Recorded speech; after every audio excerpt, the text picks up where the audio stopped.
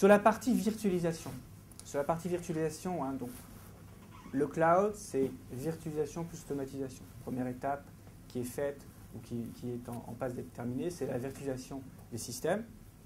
Il y a plusieurs étapes.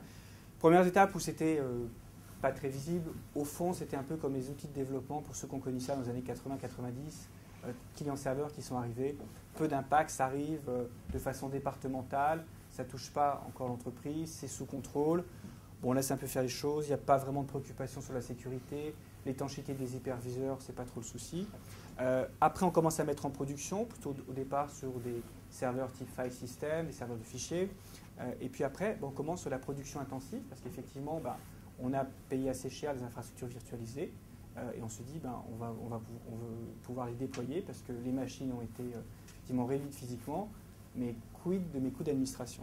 Et là, on va arriver en fait à des choses du type, il faut prévoir le provisioning réseau. Performance d'application.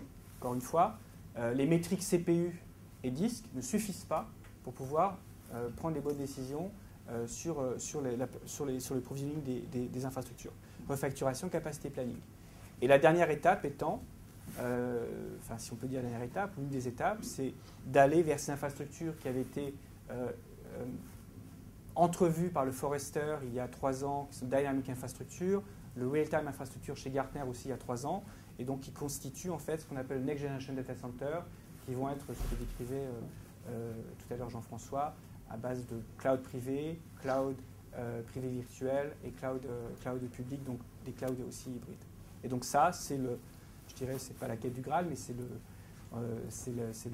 la target à atteindre pour un certain nombre de nos clients.